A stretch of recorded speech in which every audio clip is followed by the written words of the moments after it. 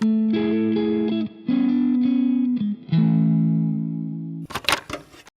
I'm Breandax, And I'm T. and we're going to listen to some music. Have you, by any chance, heard of the artist Ethel Cain? No, I Interesting. haven't. Actually, I mean, not that surprising that I haven't heard of an artist. Why we're here. So Ethel Cain is quite a recent runaway success, let's say, among the younger crowd. So I hear. You aging us. Exactly. Thanks. Well, no, but this is our unique angle, you see. So Ethel Cain, I think genre-wise, I'd place Ethel in like a soft rock, alternative pop kind of world. Just generally, though, there's some asterisks there. Artist that came up probably in the last few years has a few projects that have dropped, and most recently dropped Willoughby Tucker, I'll Always Love You. I think probably in the last week. I came across Ethel Cain super randomly, not through her music. So I saw a random video of her unboxing Legend of Zelda, the one that where Zelda's the main character on the Switch, and it was such like a strange but cool video because her mannerisms are a little bit like off, but you could also tell that she was like genuinely into Zelda. So there was a bit of like performance versus like I'm actually really excited.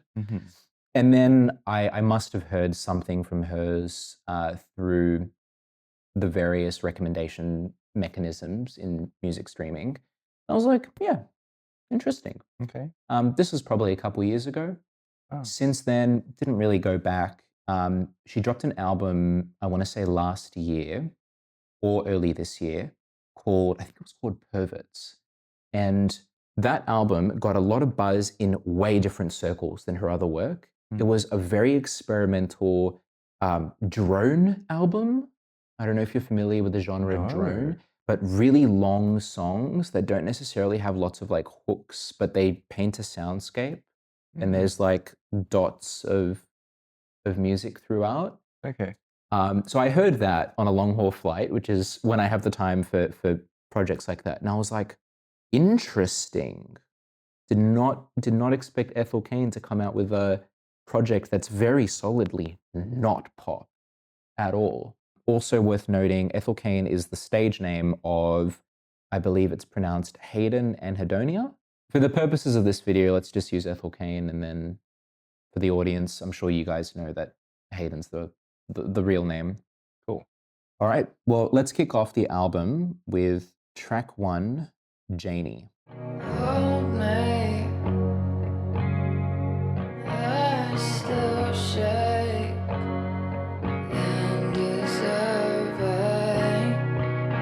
You're most quiet. So smooth and so moody. I can see the eyes of you, but I will wait. Say into my sister first. I think just immediately sonically, so lush, so focused in the instrumentation and the palette. It just puts us in a place to start the album. Mostly guitar. I like how the bass came in and acted almost like a swell that lifted not only the low end, but gave us like a reverberating constant sound. And then Ethel's front and center with the vocals. It was so tender. I was really touched from the opening bar. The way that the guitar was being played was just so. And I think often when people are going for like trying to express emotion, like fragile or vulnerable emotion in songs, they associate that with like softness. And when I think about it, like vocal expression, you actually need quite a lot of breath support to be able to sing tenderly. You actually need a lot of like a lot of like core coming through. Yeah. the way that the guitarist was playing, it was like so gentle and tender, but again, very intentional, and you could feel like it still has like you have energy coming through it. And Ethel's vocals were exactly the same there, right? Vocally, lyrically, and sonically, such a mix of hopelessness but holding on. I get, and then obviously in the lyrical content, we know for sure at the start, but we're kind of painted a picture of a third party that you're also involved with somehow, and this watching of change, watching of distance, Mm. watching and just feeling pain. My take from it was very similar, except for the crushing part. As we're going into it, I'm thinking, I think now that we've done a number of these, my thoughts now go like, okay, is the character singing to themselves or they singing to someone else? Is this a story that's inside their head or are they storytelling a real life experience? If they are singing about love and they're singing about, loving or longing for someone else, is it another person? Is it themselves in a future or a past? Like you go through all the, And so here, as I was thinking about that, I'm like, okay, so far it does feel like maybe they are singing about or to someone else, but I haven't felt like the love that's being described is just like love so far. And what kind of love? I didn't really get so far like a vibe on like what kind of love that might be, Yeah. and therefore a reflection of the relationship between Ethel and, I'm going to say, Janie, because that's the title of the track. So I'm thinking that she is singing to Janie, and Yeah. who this Janie is person. Taking into context, then I guess that the title of the album, and is Willoughby Tucker, who when you said it before, and I didn't see the spelling yet, how it was written, I was like, Willoughby Tucker, like, will it be food? I love you. And I'm like, oh yes, I love food too. And I'm like, oh no, Food's that's great. just And oh, Tucker as well is just such an Australianism too, right? yeah, I know. You know what? That would be the Australian spin-off of the Is It Cake Oh, show? Willoughby Tucker? Yeah, Willoughby Cake, Willoughby Tucker. We've got, Ethel here, I think, very much singing to or about Janie. Yeah. But then also there's another Willoughby person, maybe Janie. There's a bit of a relationship dynamic between the three of them. Yeah. I mean, That's the well, I think Janie situation. might be the sister. With the last line, I know you love her, but she was my sister first. I wonder if this song is obviously about Janie, not but to Janie. the mechanism is to, for the sake of argument, Willoughby or whatever third party, but Janie's the focus. Little tidbit for you as we continue on through the album. I think most songs are self-written and produced by Ethel Cain, with some what are they called? Credits. Some Right. credits to others as well. Speaking of, let's go on to Willoughby's theme, track 2. An instrumental track, I think.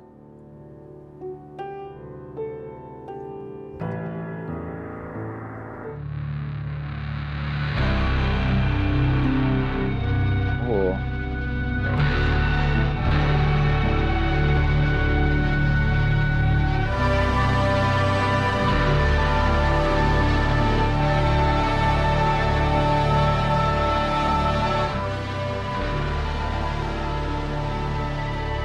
That's the song in the telenovela when Willoughby enters. It starts playing. Telenovela is not the term that came to mind. I was first thinking sitcom, and that's not appropriate for the tone here. Celestial void is the term that came to mind. At first, it was void. When we first opened, I felt like I was in this immense space. Yeah. And where in that space, there just wasn't a sense of like up or down or direction. It was just like existing in a space.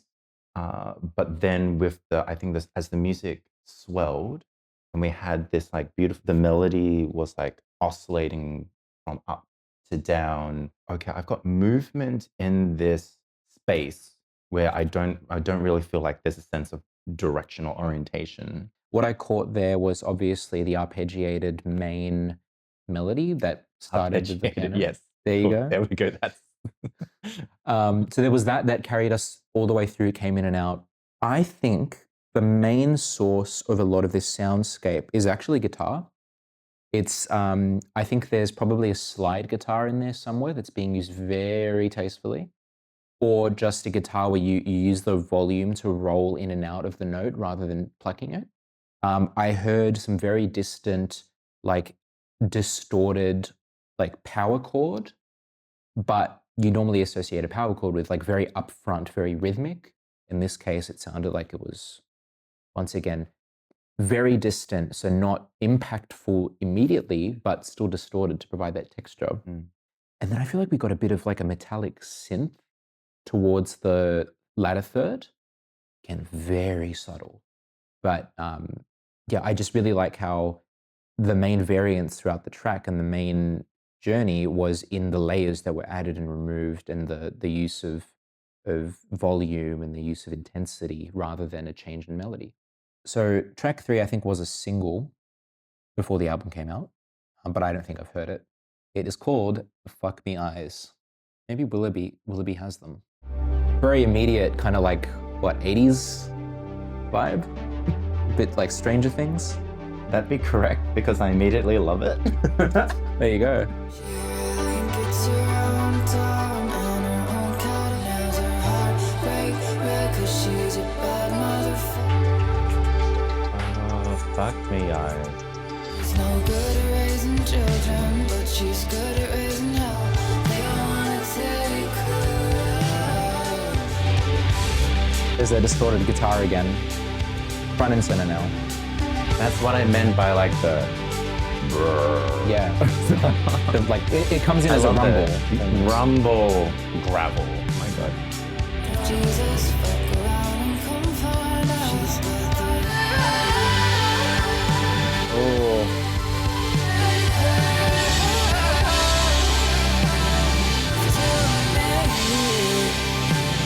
We turn it around internally now.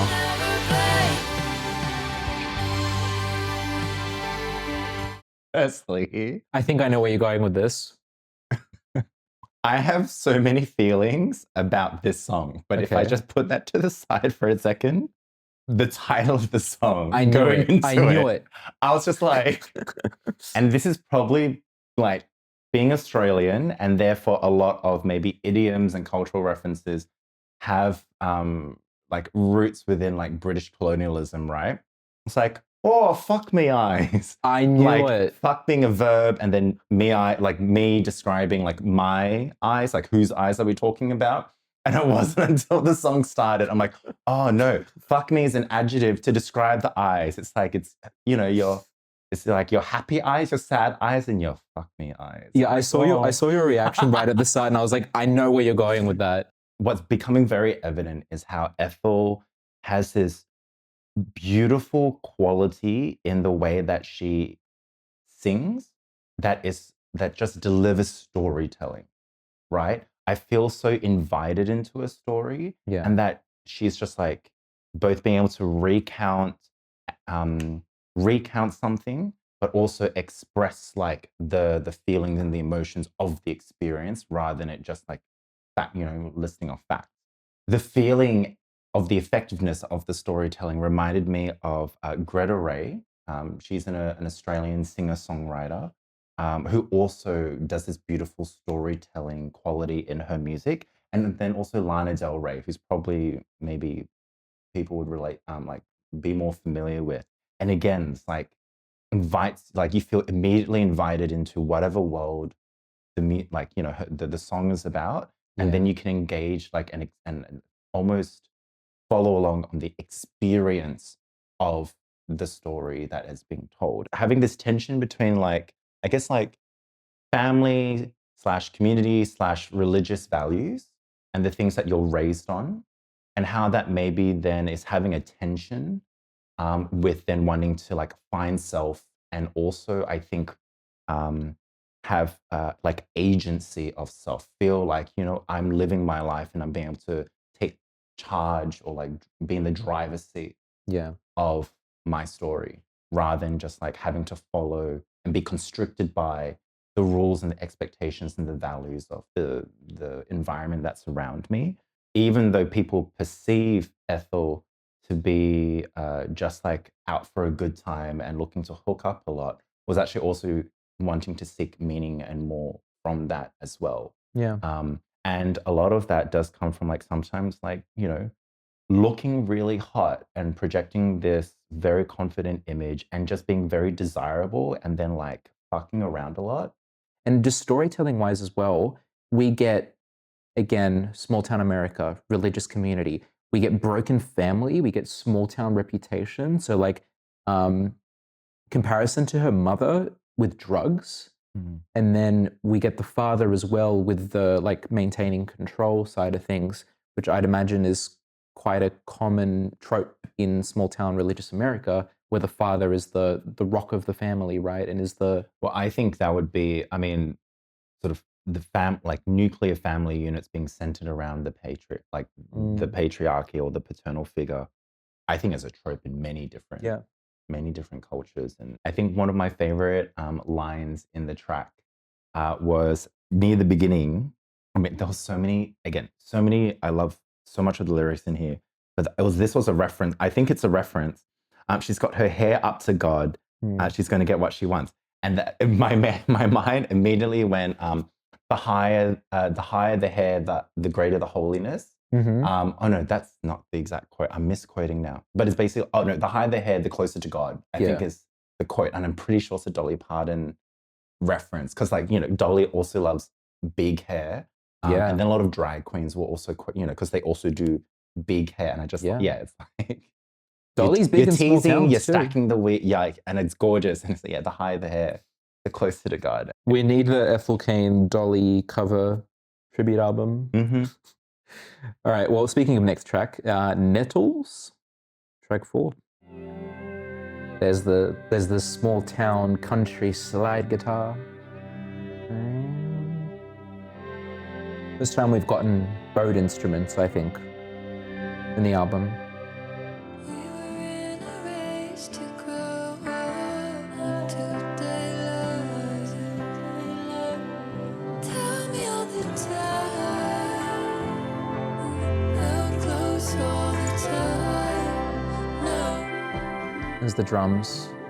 When I lay with you, yeah, we should stop watching the brown eyes look The vocal layering.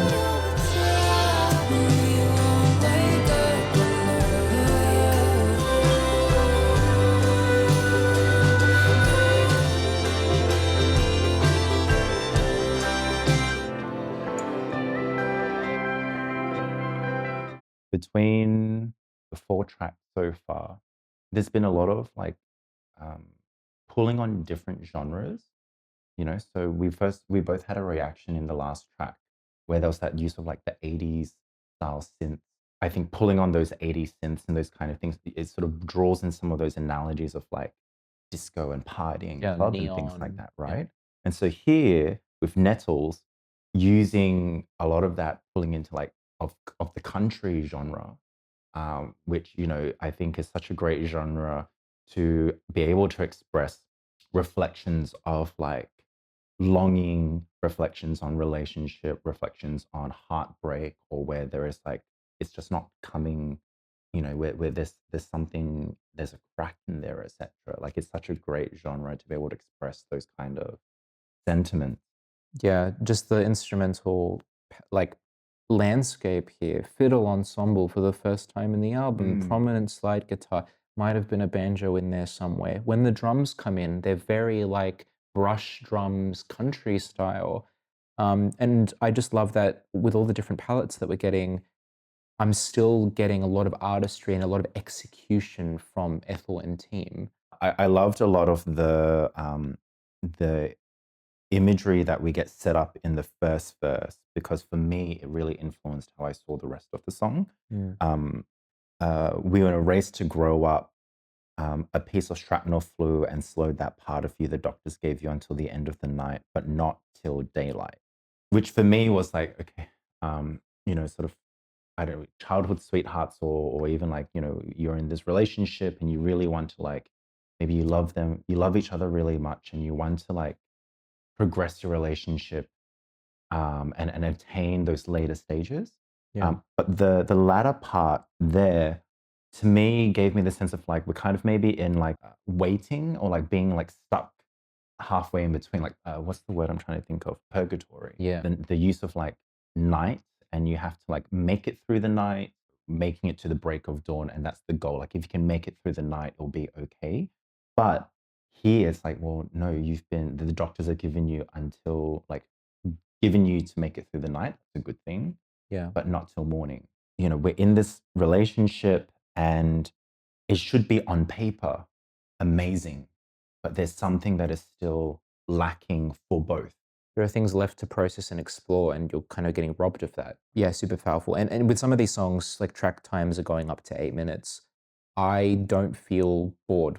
I thought the last line was very powerful, and again, it really connected with me. To love me is to suffer me, and I think that applies to any kind of relationship, even relationships that are in like really great places, right? If you're to love someone, is to sort of like accept them in their whole, right, and to experience the whole of them as well. So now we've got another Willoughby track. We now have Willoughby's Interlude, which is another instrumental track.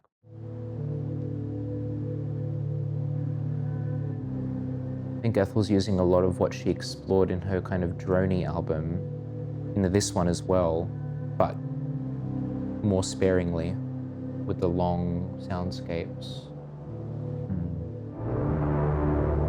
Hear that soft, distorted, faraway guitar again as well.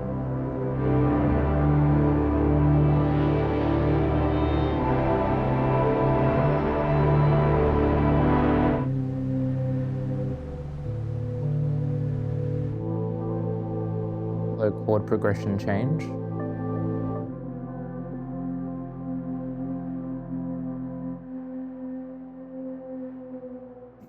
First thing that I find very interesting is the second track, that is where Willoughby is named, and 2 for 2 instrumental. Yeah. Willoughby isn't doesn't speak so far, and hasn't been, at least when been named in a track, then been spoken about or spoken to, Yeah. right? Through the instrumentation, or like being instrumental track, and like clearly through the titling of the tracks as well, it was Willoughby's like theme, and now Willoughby's interlude, made me think like this, we're going to get a depiction or an expression of Willoughby's place at the moment. Mm-hmm. In this one, I felt like I was still in some like that grand space again. I loved the beginning where we had that arpeggio, that oscillating melody, but it was very subdued, it was very soft, and whatever synthy type instrumentation was being used, to me, felt like it was like echoes Yeah. of the songs that we've heard so far. Not just Willoughby's songs, but just the album so far. Almost like, you're traveling, get super metaphysical with space-time continuum stuff, and like the echoes of things that have happened, and that energy, etc., is like swirling and propelling, right? Yeah. Like, As filtered through the entity of Willoughby. exactly. And I still like kind of visually imagine like Willoughby's being is like in this void of the universe and like moving, right? I just feel sorry for anyone who's listening to, especially the Willoughby tracks on like cheap little earbuds, like airplane earphones, because there's just so much here, so much layering here that you'd miss. So the beginning of the second half of the album is called Dust Bowl. There you go. Pretty boy, driving. You walked down, you were starting to tell me. The beat's like very slightly irregular and off. Under the robe of your violence, smoked in Vietnam. Oh, Walking other girl, pretty boy. How I made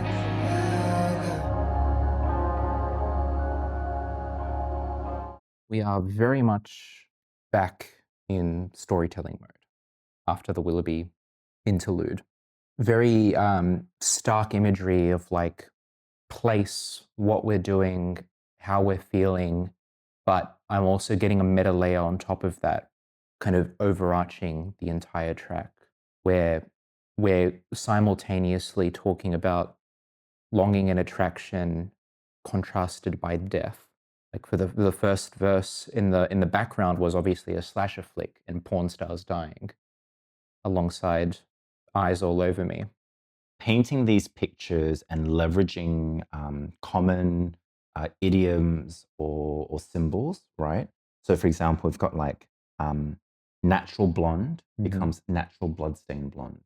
Yeah. So, what is normally like a common image to describe, that's commonly used to describe someone's hair color, but then in sort of like it's been twisted a little bit, and that really adds a depth of meaning to it, right? So, a natural blood-stained blonde, as opposed to people saying like a natural strawberry blonde, I think is a Or common, dirty blonde. or a dirty blonde or whatever it might be. My image and understanding of Willoughby really like came into focus with this song. Yes, he's been referred to and mentioned in previously. He was, I think now in Janie in the first track, even though he's not mentioned by name, he's probably like that character that she's referring to in that song. And then I think in like the third or the fourth track, also there's a little bit of storytelling there where there's an interaction between Ethel and Willoughby. Oh, the one where they're sort of like in that purgatory state. But this, even though it's told from Ethel's perspective and Ethel's perception of Willoughby, actually we get so much of Willoughby's like image and his character and his story coming through. I got some very prominent kind of foreground crashes of distorted guitar this time, rather than having it linger in the background, and it kind of came in for emphasis. Was it certain the areas. was it the last verse, I think, where detuning and starting in key and then moving out of key and Yeah, a slipping and little bit. sliding on that? Even just the individual strings and notes sounded like they were almost constantly coming in and out of tune, or like out of tune individually in different directions from each other. So representative of real life. Ah, What I was so impressed by, though, was a new technique that we hadn't seen in the album so far, that gave a sense of we're looking back, and almost like a broken record. And this came through with in the word were, and every time Ethel sang the word were, it was repeated. Were. And the way that she did it wasn't like was made me feel like it was a record stuck. It's like when it gets jammed or something and it's just repeating the same split of track. That then developed into a very powerful musical motif throughout the rest of the song. So I noticed then that after the chorus, and there'd be a little bit of like a vocal moment before going to the next verse, a very normal technique there. Normally you might hear it like in an R&B track or something, like R-ing and oohing or doing a bit of a ad-lib. run or something like that. Yeah. But here we had a repetition of that same right? And I think that really was trying to make a connection in our mind as the listener of this connection of that repetition equaling, say, like a broken record. Yeah. And again, that's, I guess, pulling on references to like reflecting to a past story. And then later, I think it was thinking of you fucking other girls was an example of using it on other words now, but it had already established that broken record Yeah. thing. And so that was just like such a cool technique in my mind. Yeah. It kind of feels like it's showing us not only emphasis, but like a stuck emphasis. Nice. But perhaps there'll be space for something new to happen, for us to move forward, because next there's a knock at the door. Maybe it's the Amazon package. Oh, it's very like mic in the room. You can hear the shifting of the hand. Janie had a similar quality to it.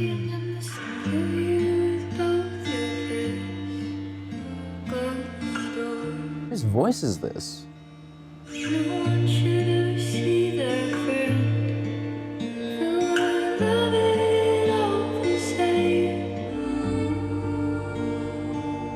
That vocal layering again with different timbres and registers.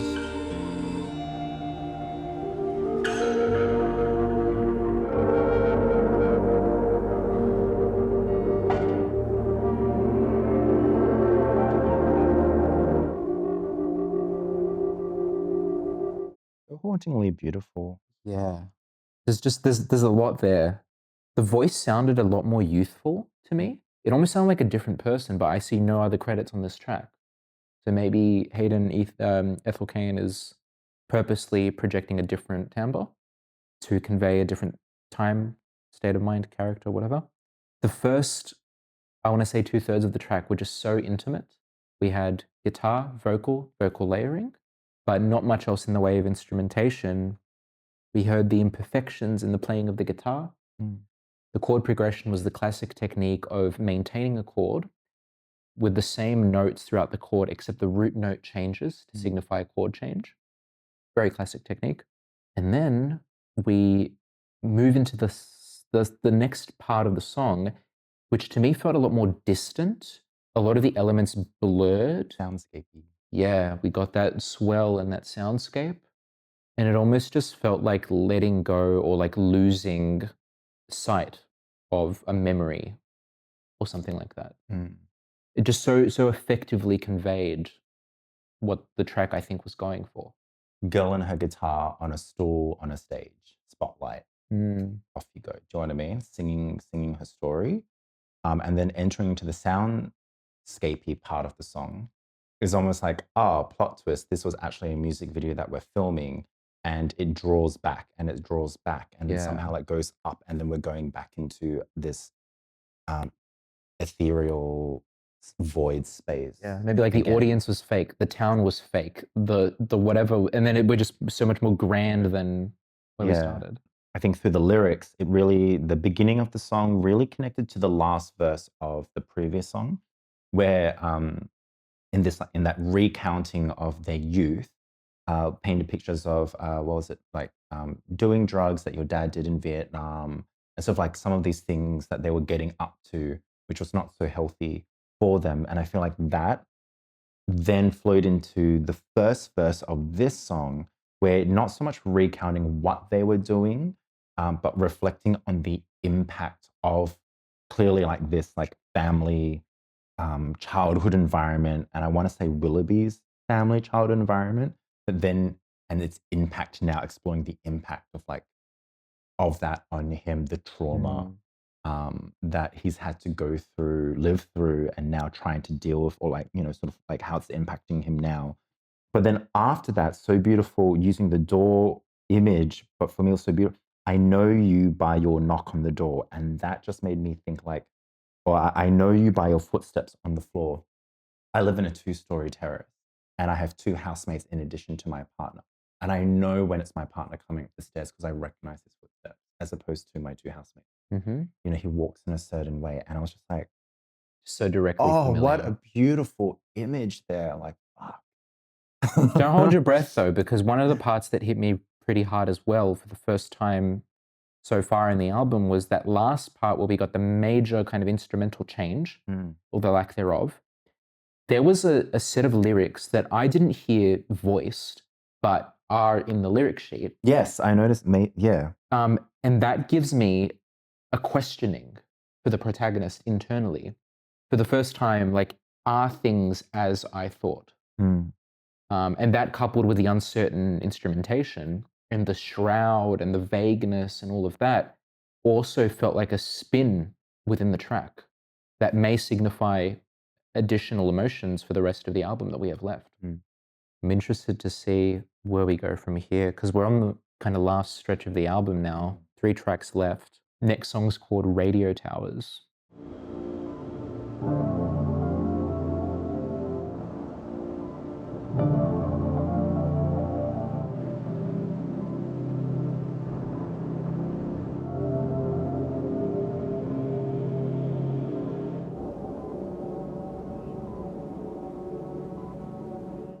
I noticed the constant wash of static, which in the grand scheme of the instrumentation wasn't in the forefront, but it was always there. Mm. Hence maybe radio tower reception, and then a constant steady beep. I thought it could have been like a pulse, or I wasn't sure, but carried all the way through. I think it's first instrumentation track of the album that wasn't Willoughby, at least titled after Willoughby. Yeah. But interestingly, also the first one that didn't give me a sense of movement. It felt like we were, at least the visual frame of reference was stationary. I think that was also biased by the title being radio towers, and radio towers are structures. Yeah. And that beeping, which is a very similar beeping to when you're counted in to the start of, say, a radio program, a news bulletin on radio. It's that beeping coming in. Just almost imagine like, that a radio tower with its red light, and every time there's a sonic beep, it's the red light is flashing, and then like you can imagine the radio waves just like boom, boom, boom, boom, going out. And this idea of like, what are we transmitting? Or what are we receiving? What are we sending out? I can also imagine a radio tower being a pretty significant like structure in a small town as well. Like radio syndication's Yeah, probably a lot it'll bigger. be like towering above everything else and Mhm. being a very big landmark, or somewhere you go hang out. Go sit on like a pylon of a radio tower. Maybe we're taking a second to maybe take a step away from the direct interpersonal, happenings of Willoughby and family and team, and just kind of taking in the atmosphere. I have a sneaky suspicion. Yeah. Because, seeing like some other albums where there's a bit of like they use a track to help you transition when there's going to be a bit of a pivot that's going to happen. And now that we're coming so close to the end of, like, we're going into the second last track, and I feel like Ethel's probably going to like start like summing things up, or rounding off the story there. Maybe this was like to segue us from the second half of the album and what we're exploring there into now like the final two.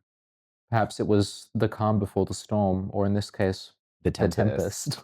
Tempest. Tempest and Waco, Texas are 2 quite long tracks. So let's see where we go with this. Mhm. I'm curious.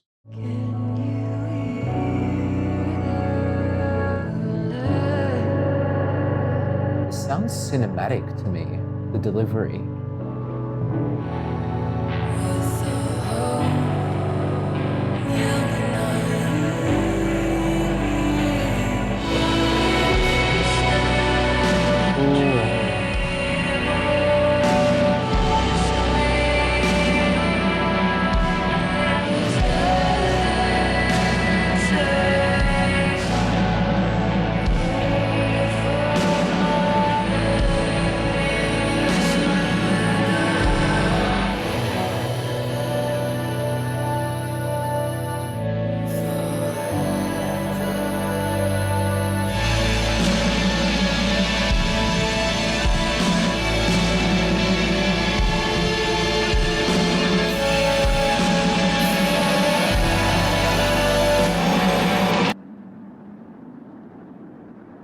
Oh, I just immediately thought that was incredible. Radio Towers was a bit of was to help transition and reframe us to then dive into this, because this musically is just so different, I think, to what we've had on any other track. You mentioned cinematic, Yeah. and it felt, I could feel that as well. Like it felt very, it had a very grandiose. It felt very dramatic. It felt like if this was a movie, this is now like in the last 15 minutes where we've kind of like, we're coming to the climax of and the resolution of like the movie, but it's a conclusion where there's loss, and it's not a happy conclusion, right? We've gone through a lot of like the struggle or whatever is the complication of the story, and it's coming to an end, but that end is sad. Yeah, not to be cheesy, but it really does sound like a tempest of emotion just whirling and whirling and whirling. I think that's probably very intentional. And I Yeah. mean, we've had a lot of references to weather and to rain throughout the album. I think it's only been tracks where it's been Ethel and Willoughby as opposed to say like Janie or the other ones there. And where sort of like fear of the rain. And so when I saw the title Tempest, I'm like, I think this is going to sort of hone in on that, and also hone in on like, we've been exploring a lot of like the trauma and now the challenges that Willoughby has been facing. And I guess how that has created tension um, in the relationship with Ethel, who just loves him so much and wants so much more for him, Yeah. but is like maybe struggling to help Willoughby through that. I'm not sure about this take, so I want to hear your Throw it thoughts out on this. there. That's why we're here, right? For most of it, I was like, I thought it was from Ethel's.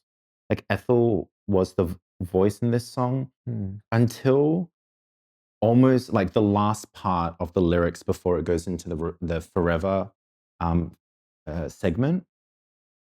You came around here just to watch me writhe.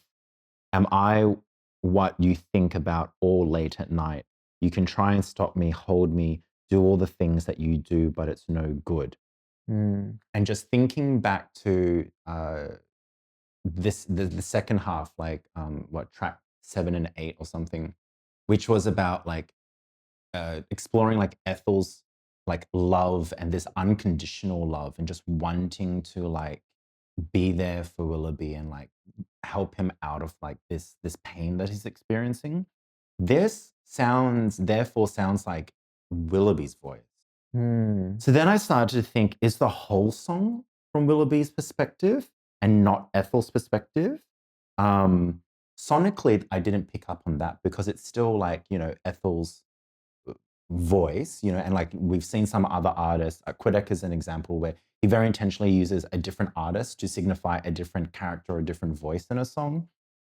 I'm like, okay, so the filter, like the production of the vocals here is very different. It's very ethereal. That gave me a sense of like maybe like the difference between here in reality, like the physical body, and then maybe like something to do with like spirit or soul or that ethereal space that she's presented to us a few times. I had that thought as well. I was kind of torn between either that or it's still from Ethel's perspective, but it's very much post-loss. And the part that I and you attributed to potentially Willoughby might even just be the memory of Willoughby returning to Ethel in like a post-death way and just imparting darkness upon her. But I could see it both ways. Or do you think Willoughby has died? I think so. I definitely was getting this sense of like we're losing Willoughby. Yeah. I didn't go as far as to think like he'd die. Things like I can lead you to bed, but I can't make you sleep. Because I got so much like holding on and longing and reflecting from the previous tracks, but this is the first one where I'm just getting a spiral. Yeah. Yeah, so that's Yeah. what gives me like a clear change. Yeah, and that sense of loss. And I think it's my takeaway was like Willoughby, and because of like his history and his experiences and what he's dealing with now, Ethel sees Willoughby, sees so much like all of like the goodness in Willoughby, and just this unconditional love, this desire to want to be together. But maybe that is just it's not possible. And it's a little bit of an unrealistic dream on Ethel's behalf. Maybe her image of Willoughby is uh, either can't see because he hasn't like outwardly expressed it, or maybe she's just not being able to see it herself, even though it is visible. Yeah. Of like Willoughby's actually maybe not the person that she imagines him to be, and Willoughby's like, I'm not what you think I am. And we're not going to work. Therefore, we can't.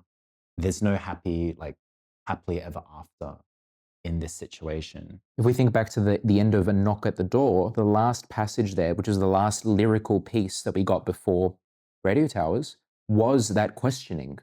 It was that tension after the positive kind of reflecting. The last part that gave me a strong sense of loss, and it was we both had a visceral reaction to it. It was like this forever, and it just continued, and it continued. The way that it was sung, it was echoey, it was like reverberant, it was distant. The music was still in that ethereal soundscape, and then it suddenly stopped. Yeah, just cut back to just environmental sounds. It physically jolted me. Maybe that's the death that you're talking.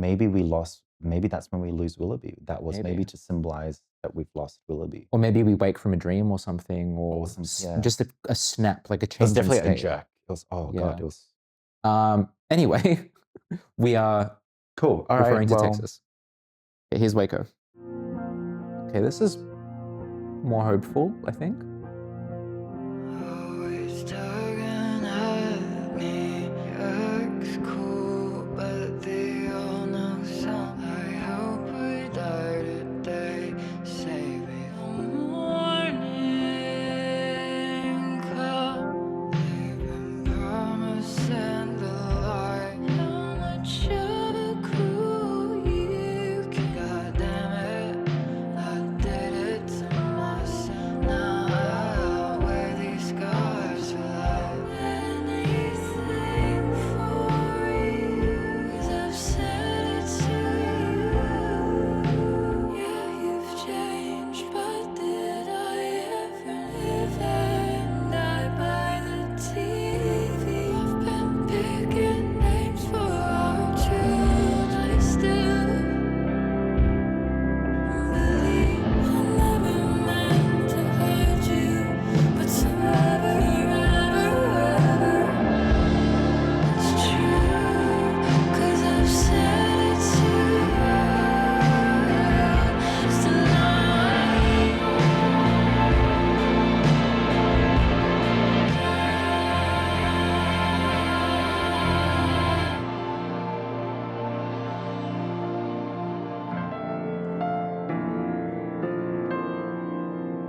Despite being 15 minutes, 15 seconds long, I don't feel like any time was wasted in that track. It all felt so appropriate and just overall powerful. We got the instrumentation back that we were hearing for a lot of the tracks in the album, rather than the deviations that we briefly explored, but a clear difference in the framing of the lyricism here for this one. And it's, again, very, very appropriate for the closer of this album. I feel like I really resonated with the idea that love is not enough. Like you can, even if they both loved each other, and was like, you know what, it will be us against the world. Sometimes that's not enough, and a lot of I guess the practicality, or the differences of experiences, which now influences, how you both individually see the world. I think that juxtaposition actually of perspectives was very eloquently said. It was in I've been picking names for our children. You've been wondering how you're going to feed them. Gonna feed them. It's almost tragic how such different perspectives come together, and you don't necessarily pick who you fall in love with, right?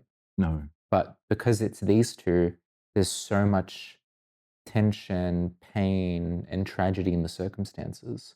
Even beyond, talks about an accident earlier in the album and all of this stuff. just the pain that you'd feel being so attached to somebody that has such a negative outlook, a negative predisposition, thinks about things in a certain way that makes love not enough. There's a factor in there that's always going to be difficult. And there's just, yeah, so much pain from the POV of Ethel that we explored briefly throughout the album, but here we're just confronting it head on. We're honest about it. We're talking about how we feel, but we get the fact of the matter between the two rather than just the starry-eyed infatuation speaking. I almost forgot you guys are here with us for a second there because I got so immersed into the song. And not just the song, like we've just heard Willoughby Tucker, I love you. I'll always I Love you. always love you. This album is one of those that will stay with me, I think. Just throughout such a masterclass in storytelling without being overt, dressing a scene, soundscape. I think Ethel, as a popular artist, very much a popular artist, is so adept at showcasing darkness. Like a lot of other popular artists aren't, because that's just not how they choose to present their work, right? But Ethel just so convincingly, strikingly, and honestly conveys a darkness that I find just really interesting and really captivating. When an artist has an ability to convey the that nuance of like where things are more complicated and more complex than just happy or sad, Yeah. and that those two things are not mutually exclusive, and that they are mixed together, and that creates sometimes it's like these tension states. Maybe it's longing, maybe it is forlorning, maybe it is desire, maybe it is hope. Even when you get a quote unquote happier sounding track, a more single radio play style track, it's you not still it's get not that. like blissfully, not blissful, like naively and ignorantly unaware that like there are imperfections, because life again is complicated. Life is never just so, it's not a Disney princess happily ever after scenario. Yeah, Like that's exactly. not real life. Um, And it's all I- just so signature Ethel as well. Like everything here, I couldn't picture in my head another artist attached to in like the popular zeitgeist at the moment. This all to me is signature Ethel Cain, at least insofar as I know Ethel Cain through this album. I feel like it'd be so powerful to also see this performed live. Absolutely, yeah. I would love to again. Metro. Like, Metro. an intimate venue. Or even like at a park or like outdoor venue could be interesting as well. Come to Australia, please. I'm sure she'll be here before too long. I think I can say that I'm on the Ethel Hayden and Hedonia Cain train from this point onwards. I'm interested to see what Ethel does in the future. I think this is an artist to watch. I'm curious now, like maybe this is for a future episode where if this is a thematic prequel to Preacher's Preacher's Daughter. Daughter, I'm really Yeah. curious now to go Ethel listen to Cain that. fan base. Caniacs, maybe? I say that because I think of Raising Cane's and the What's a Raising Cane? it's an American fast food chain. Ah, In my opinion, one of the better ones. what kind of food do they serve? Chicken tenders. Raisin. Raising, but like Raising. in is like a little shorthand. Right. Raising Canes. But we're not talking about Raising Canes, we're talking about Ethel Cain. Ethel Cain fan base, if we should go back to Preacher's Daughter on the show, let us know. I'm very curious. I've heard a couple songs from it, but I'm curious to hear it in full. So let us know if you think we should do it on the show. But beyond that, thank you both old and new fans alike, listeners of Ethel Cain and those who are new just like us. I'm gonna sneeze. Let's end this right before he sneezes. Goodbye, everyone. See you on the next one.